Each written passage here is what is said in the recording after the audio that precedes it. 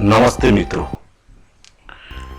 Basic concept of sociology की विविध संकल्पनाओं को देखने के बाद आज हम सोशल प्रॉब्लम, सामाजिक समस्याओं की संकल्पनाओं को उजागर करेंगे। इस कड़ी में आज हम गरीबी की संकल्पना को देखने जा रहे हैं। गरीबी का अर्थ तथा उसके कारण क्या है, आज हम इस वीडियो में देखेंगे। गरीबी का अर्थ, मीनिंग ऑफ पॉवर्टी।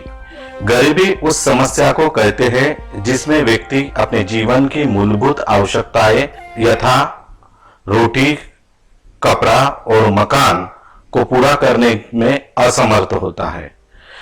आर्थिक दृष्टिकोण से उस व्यक्ति को गरीब या गरीबी रेखा के नीचे माना जाता है, जिसमें आय का स्तर कम होने पर व्यक्ति अपनी भौतिक आवश्यकताओं को पूरा करने में असमर्थ होता है। गरीबी के आकलन के लिए विभिन्न देशों में मान्य परिभाषा व्यवस्था का प्रयोग किया गया है। भारत में गरीबी एक मूलभूत आर्थिक एवं सामाजिक समस्या है। भारत एक जनाधिक्य वाला देश है। आर्थिक विकास के दृष्टि से भारत की गिनती विकसनशील देशों में होती है। आर्थिक नियोजन की दीर्घावधि के बावजूद भारत को गरीबी की समस्या से निजात नहीं मिल पाई है। देश की बहुसंख्य जनसंख्या गरीबी की रेखा के नीचे जीवन यापन करने के लिए मजबूर है। भारत में गरीबों की वास्तविक संख्या ज्ञात करना कठिन है, फिर भी विभिन्न संगठनों द्वारा गरीबी रेखा को विभिन्न मापदंडों के आधार पर परिभाषित किया गया है। गरीबी रेखा की अवधारणा, कंसेप्ट ऑफ पॉवर्टी लाइन। गरीबी रेखा की अवधारणा कैलोरी ऊर्जा को माना जाता है। भारत में 6वीं पंचवार्षिक योजना में कैलोरी के आधार पर गरीबी रेखा को परिभाषित किया गया है। इसके अनुसार गरीबी रेखा का तात्पर्य ग्रामीण क्षेत्रों में 2400 कैलोरी तथा शहरी क्षेत्रों में 2100 कैलोरी ऊर्जा के प्रति व्यक्ति उपयोग से है।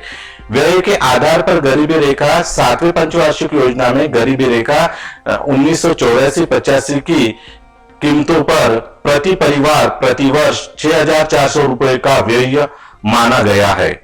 यूरोपीय देशों में गरीबी की अवधारणा को परिभाषित करने के लिए सापेक्षिक गरीबी के आधार पर आकलन किया जाता है।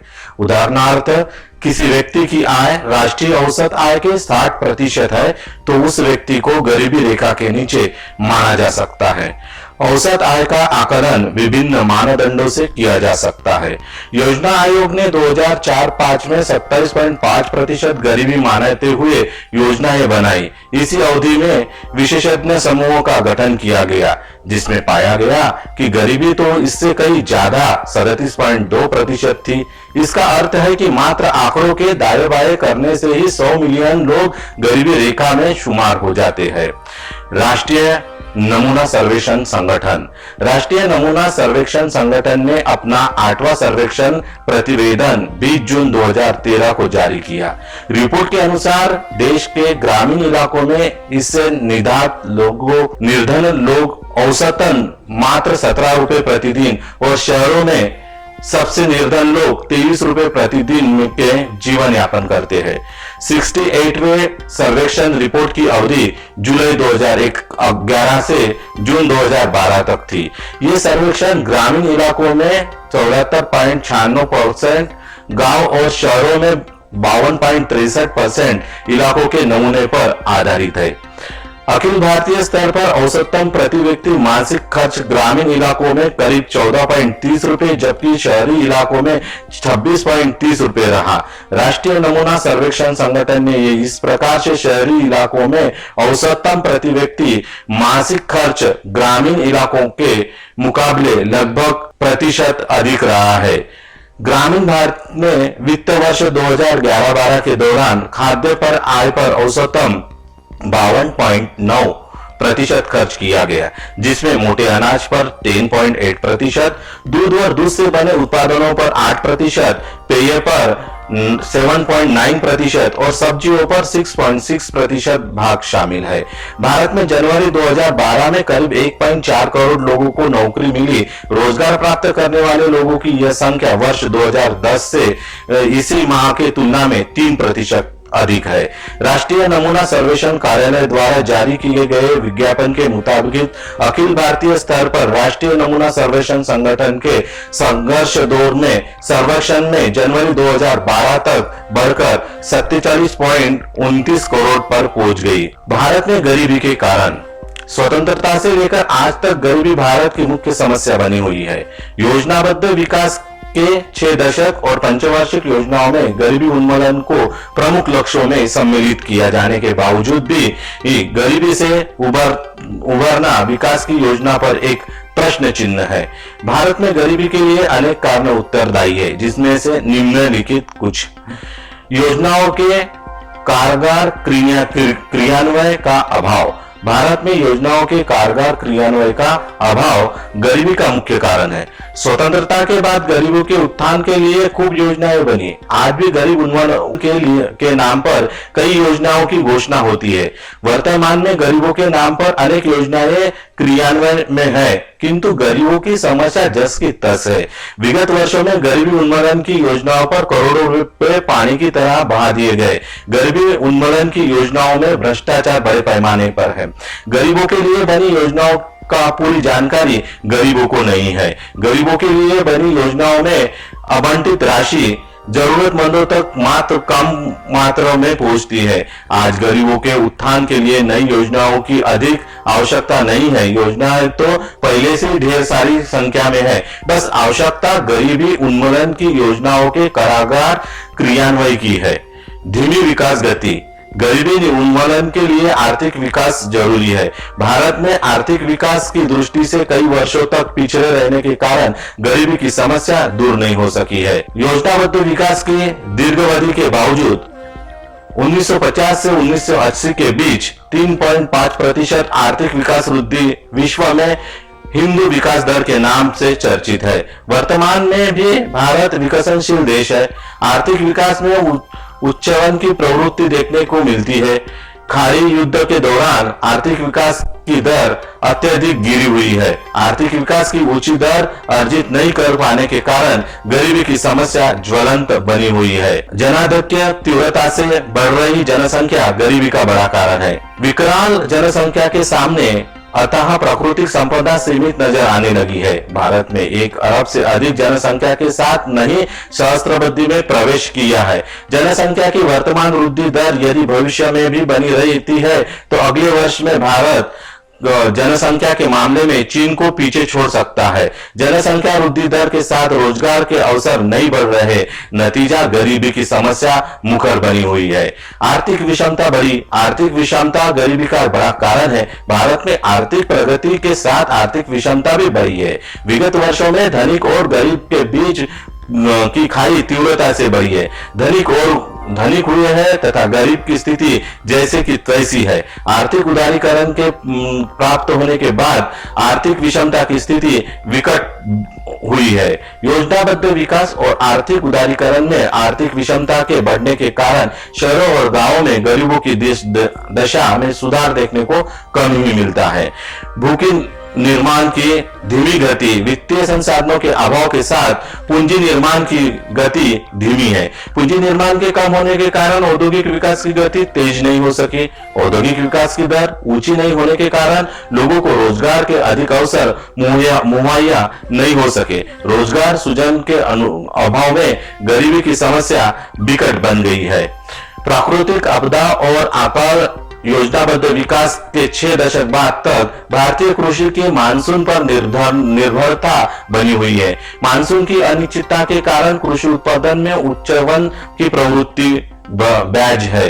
अतिवृष्टि, अववृष्टि, ओला, बाढ़, भूचल आदि प्राकृतिक घटनाएं अर्थव्यवस्था को प्रभावित करने रहती है। प्राकृतिक आपदाओं में से ग्रामीण परिवेश प्रभावित होते हैं और गरीबी पर अधिक भार पड़ता है।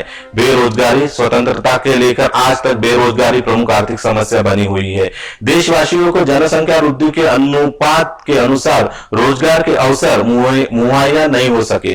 रोजगार को बढ़ावा देने वाली गांधी के आर्थिक विचारधारा पुरानी पड़ चुकी है। लघु और कुटीर उद्योग को प्रतिस्पर्धा नहीं टिकने से रोजगार के अवसर घटे हैं। रोजगार के अवसर घटने के कारण गरीबी की समस्या जस की तस है। उत्पादन की परंपरागत तकनीक भारत में उत्पादन क्षेत्र में आधुनिक औद्योगिक का अभाव है। शोध एवं अनुसंधान पर कम निवेश किया गया है। निजी क्षेत्र में नवीन प्रौद्योगिक पर अधिक ध्यान नहीं दिया है।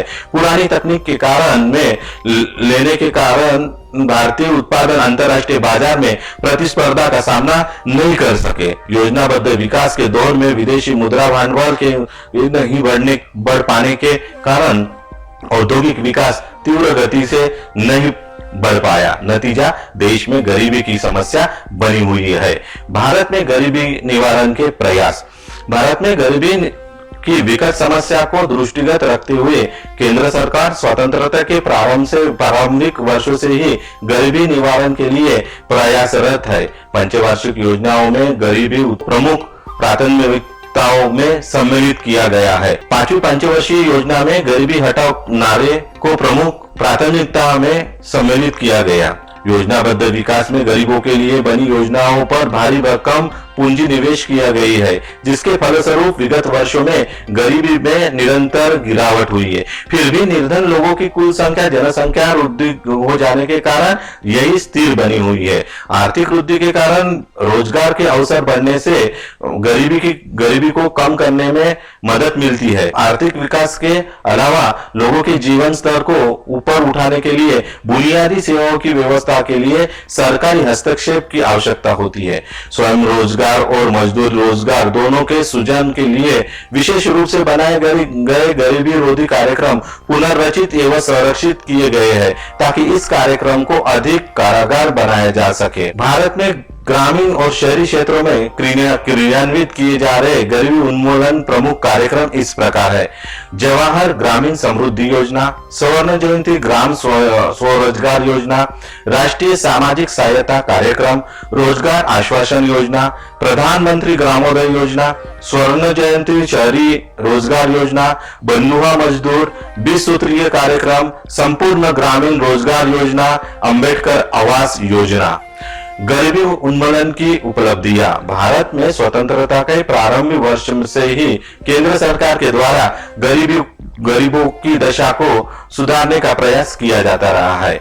योजनाबद्ध विकास के दौरान गरीबों के उत्थान के लिए अनेक कार्यक्रम की घोषणा की जा चुकी है। गरीबी उन्मूलन कार्यक्रम के कारगर क्रियान्वयन के अभाव में अवश्य गरीबों को अपेक्षित लाभ नहीं मिला है।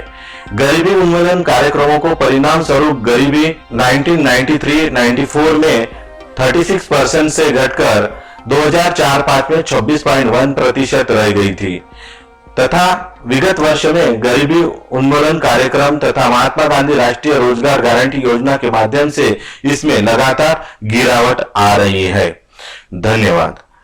अगर आपको मेरा वीडियो अच्छा लगता है तो मेरे वीडियो को लाइक करिए, मेरे इस चैनल को सब्सक्राइब करें। आगे भी सामाजिक समस्याओं के ऊपर हम विविध संकल्पनाओं को लेके आएंगे।